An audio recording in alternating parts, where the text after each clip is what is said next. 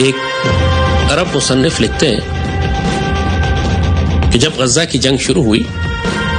تو میری بیوی نے مجھے کہا کہ جب غزہ کی جنگ ختم ہوگی تو ہم غزہ سے بہت سارے فلسطینی بچے لے آئیں گے اور ان کی اپنے گھر میں اپنے بچوں کے ساتھ پرورش کریں گے. تو وہ عرب مصنف لکھتے ہیں کہ میں نے گھر والی سے کہا کہ جب غزہ کی جنگ ختم ہو جائے گی تو ہم اپنے بچے غزہ بھجوا دیں گے اور اہل غزہ سے کہیں گے کہ ہمارے بچوں کی تربیت کریں. جو صاحب نظر ہیں، جو حقیقت اور معرفت کو جانتے ہیں، وہ یہ دیکھ چکے ہیں کہ جو کچھ غزہ میں ہوا ہے وہ ایک حیرت انگیز روحانی تاریخ ہے جو لکھی گئی ہے. 1400 سال کی اسلامی تاریخ ہو یا کئی ہزار سال کی انسانی تاریخ،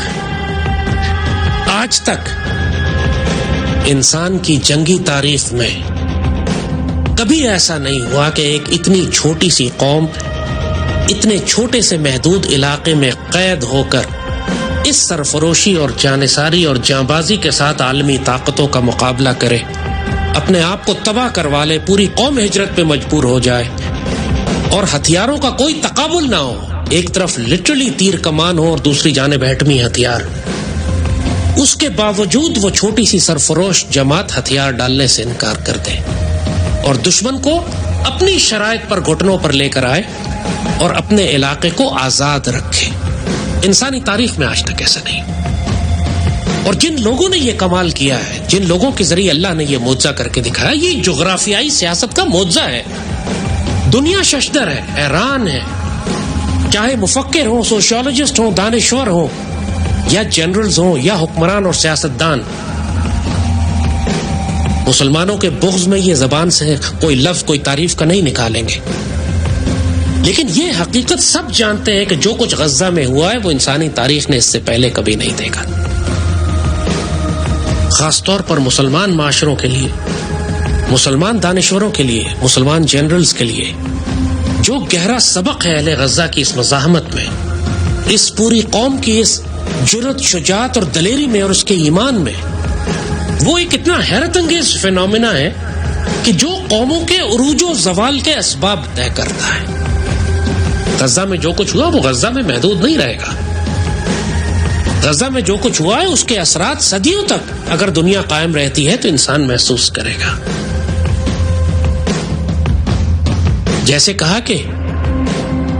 تاریخ اسلام میں یہ سرفروشی، یہ جانبازی، یہ اپنے آپ کو فدا کرنے کی خواہش، یہ غیرت، یہ دلیری، یہ شجاعت، تاریخ اسلام میں اس سے پہلے کبھی اس کی کوئی مثال نہیں ملتی. آپ صحابہ کرام کے بارے میں کہہ سکتے ہیں کہ وہ بہت دلیر اور شجاعت والے، اور سیدی رسول اللہ کے صحابی، اس میں کوئی شبہ نہیں کہ صحابہ کرام سے مقابلہ کیا ہی نہیں جا سکتا کسی بھی مسلمان قوم کا. اور جو کچھ اہل غزہ نے کیا ہے وہ ہمیں صحابہ کی یاد کرا دیتا ہے،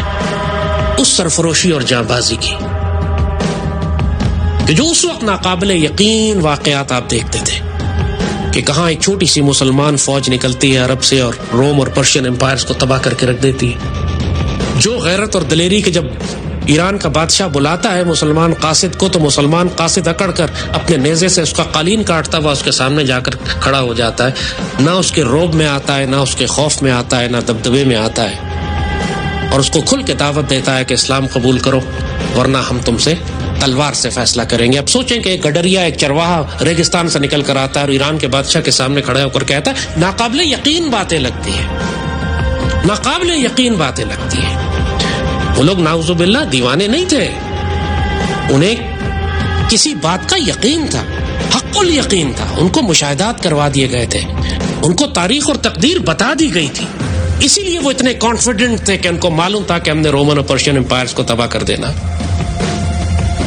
پورے تمام صحابہ یہ بات جانتے تھے کہ سیدی رسول اللہ نے حضرت سراقہ کو فرمایا ہوا ہے کہ کسرا کے کنگن تمہارے ہاتھوں میں آئیں گے. غزوہ خندق کے موقع پہ جب چاروں طرف سے فوجوں نے گھیرا ہوا تھا اور قرآن کہتا ہے کہ کلیجے اچھل کر حلق میں آ رہے تھے، اس وقت سیدی رسول اللہ نے فرما دیا تھا کہ روم اور کسرا اور پرشین اور رومن امپائر جو ہے وہ تمہارے پیروں تلے روندی جائے گی. تو صحابہ کو تو کوئی شک نہیں تھا. وہ فیتھ، وہ یقین، وہ ایمان، وہ کانفیڈنس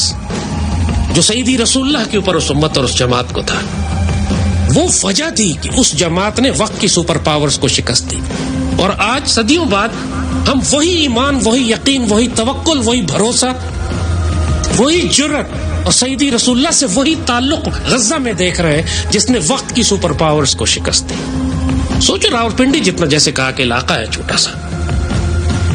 6 ایٹم بم کے برابر وہاں پر انہوں نے بارود گرایا. غزہ میں ایک عمارت سیدھی کھڑی نہیں ہے، 4-5 لاکھ مسلمان شہید اور زخمی ہو گئے. چھوٹا سا قید خانہ ہے، وہ چاروں طرف دیواریں لگی ہوئی ہیں، ایک طرف سمندر ہے. اس قید خانے کے اندر بند کر کے اس قوم کے اوپر جب پوری دنیا کی بڑی بڑی دجالی طاقتوں نے اپنے جدید ترین ہتھیار اس کے ساتھ 15 مہینے 1 سال سے زائد ان کے اوپر اس طرح بمباری کرتے رہے کہ یقین نہیں تھا کہ نیچے کوئی انسان، کوئی چڑیا، کوئی چرند، کوئی پرند، کوئی زندہ بھی بچے گا کہ نہیں. اس کے باوجود اہل غزہ میں سے کوئی ایک نہیں اٹھا جو یہ کہتا ہو کہ یہودیوں کے آگے ہتھیار ڈال دو، صلح کر لو، غزہ خالی کر دو، اپنے مقصد حیات سے ہٹ جاؤ.